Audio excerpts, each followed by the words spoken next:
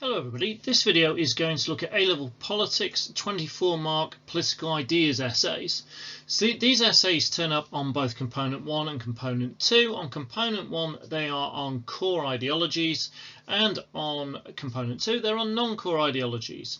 Slightly different to the 30-mark essays that you'll be doing earlier in the paper, so it's worth having a look at how you answer them. Ideas and ideology essays, so they're 24 marks, not 30 marks, so your answers aren't going to be quite so long. They are always phrased to what extent, so we've got a common stem, so the questions always begin the same. And they're examining divisions or disagreements within an ideology or views within an ideology on one of the key elements you've been asked to look at: human nature or society or the economy or the state.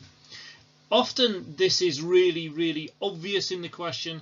Sometimes it's not quite so obvious when it tends to be the first point in terms of examining divisions or disagreements. If it's about the state or the economy or human nature, then they tend to very precisely tell you. So in Component 1 you look at the core ideology, so you'll need to learn conservatism, liberalism and socialism. There will be 2 questions on the paper and you do one of them. So obviously that will mean one of the ideologies won't be there at all, but the 2 of them will be, and you pick one of those 2 essays to do. On Component 2, which is a non-core bit, there's a lot more to look at, but most of it you can ignore because you will have learnt one out of anarchism, ecologism, feminism, multiculturalism or nationalism. So in my college we do nationalism, so my students, you would just go straight to the nationalism set, and again you'll see 2 questions like you saw in Component 1, and again like in Component 1 you do one of them.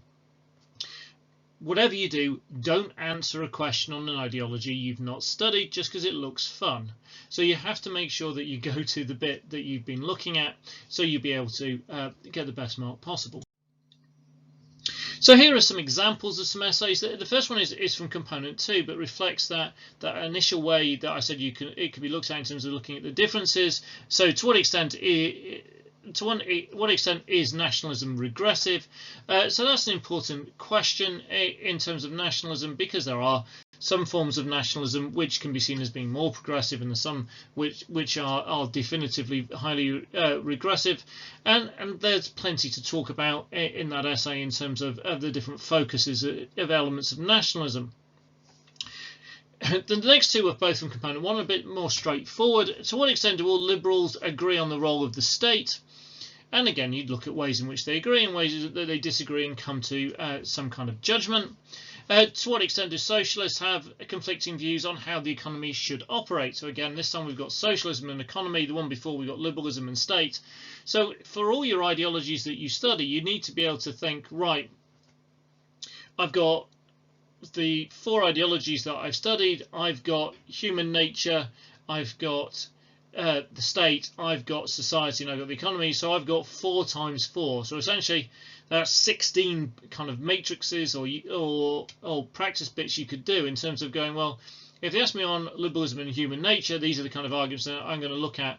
If they ask me on socialism and the economy, these are the arguments I could look at. If they ask me on conservatism and society, these are the arguments that I could look at. So in that way, it should be fairly straightforward to prepare for most eventualities in terms of the political ideas questions. The AOs then, so again they get equal weighting as they do across A-Level Politics. So AO1 is about understanding of the use of political terminology, and it's also about knowledge, and the basis of this is the ideas of the key thinkers. So that's really the evidence base you're going to go back to. So you need to know your key thinkers really well and in detail, and be able to bring out their ideas and argue and discuss and evaluate them. AO2 is explanation and development, so this is really analysis, and this is mainly based on comparison. So what you are doing is you are comparing the views and the extent to which they agree or disagree on society or economy or whatever, or the different areas where there is a clear disagreement on an aspect of something in the ideology. So that is a real focus of your question. If you're going to get really strong marks in AO2, you need to be constantly comparing. So they agree on this. So this strand of liberalism says this strand of liberalism says that. So here they agree. However, on the other hand, this side of liberalism says this and this bit says that. So on that aspect of it, they disagree. And that'll give you the balance. One of the bits that can be difficult, if you go through and you build it and you do it nicely and you're doing it well, they agree here and they disagree there, and it all becomes very, very balanced.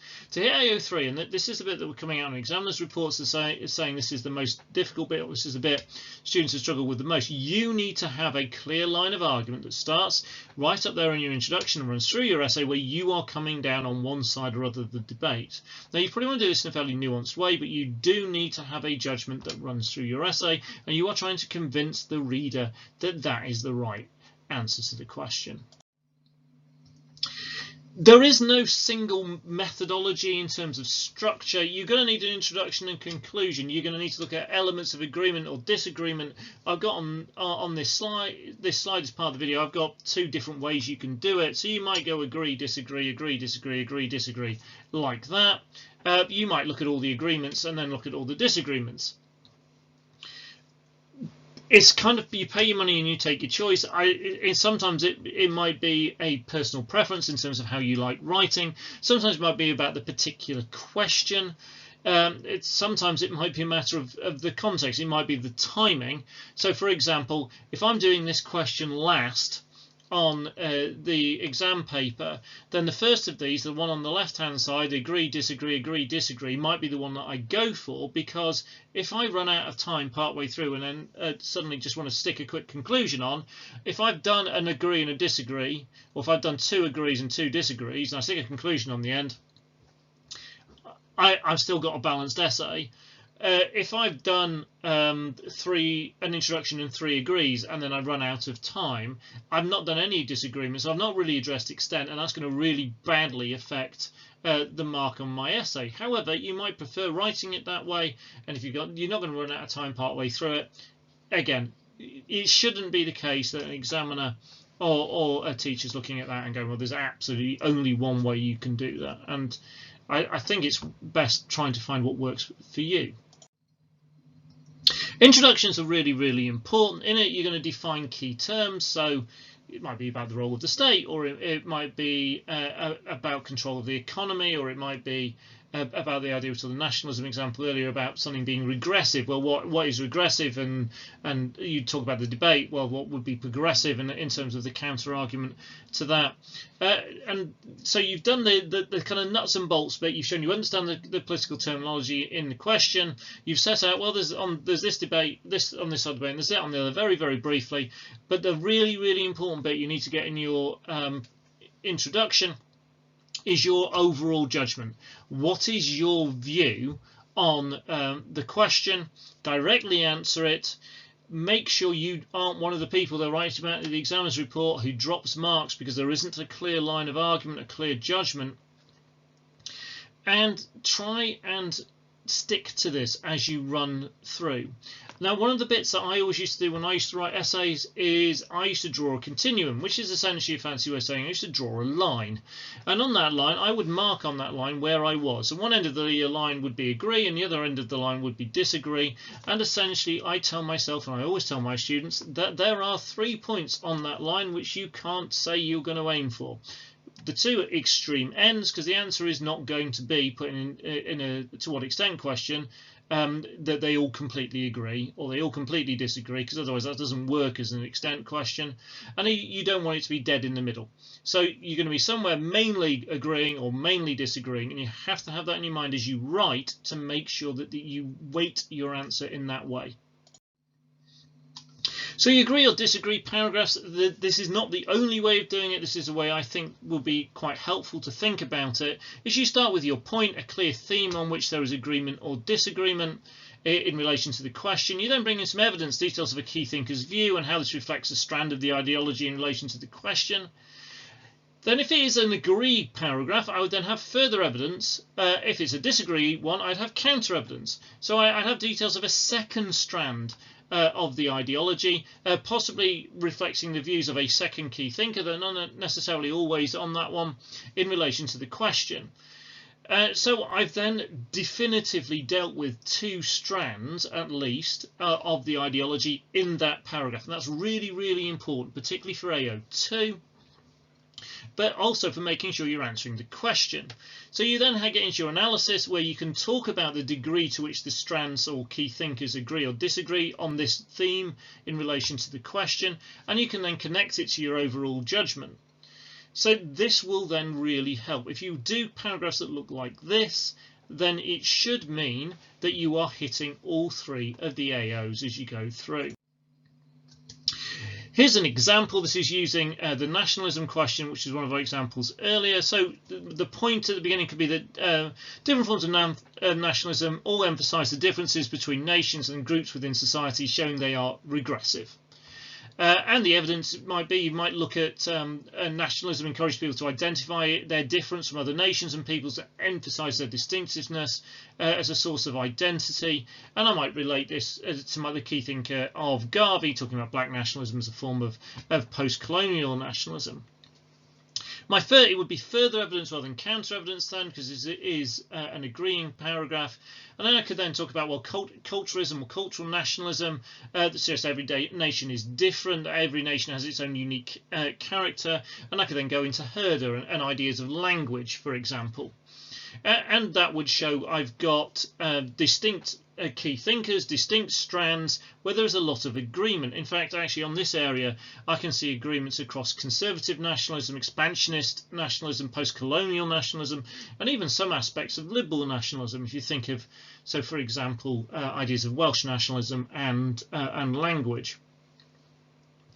Now, as nationalism is emphasizing the difference between nations and the peoples in society, we can conclude that it divides rather than unites society, making it regressive.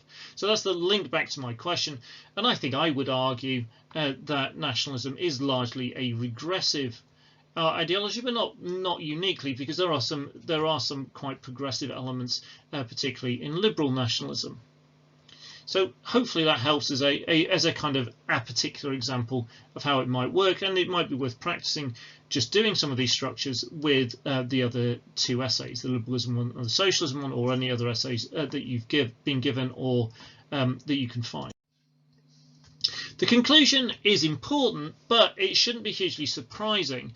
It should be the final explanation of your argument. It should be a summary of the points that you've made already.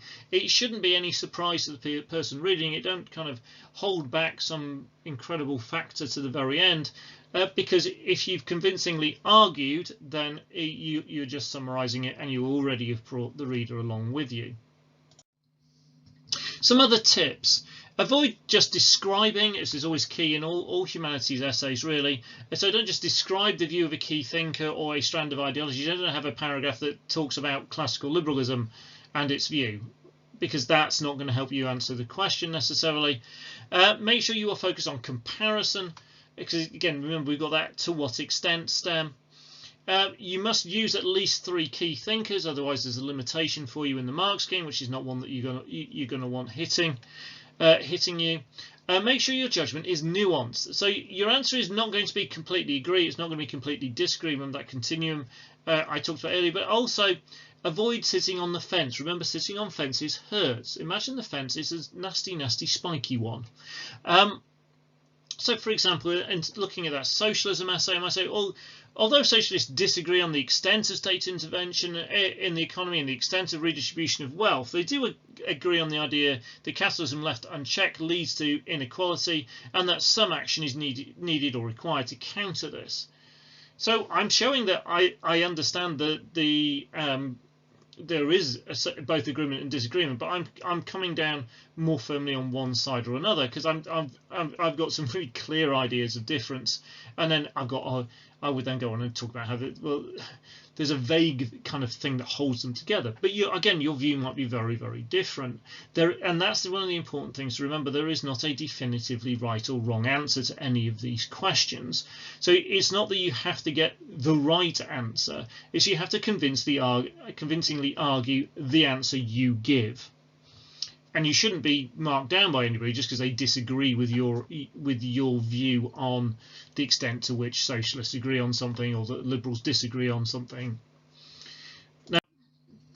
hope that's been helpful. There are other videos in my A-Level Politics playlist looking at the 30-mark source questions and the 30-mark essays. So this is an addition to this, and hopefully if you need more information on the ideologies, you'll also go and look through my playlist, particularly my political ideas playlist, and you will find everything you need in terms of key thinkers and the different strands and the different bits that you need to talk about, your human nature, your society, your state and your economy.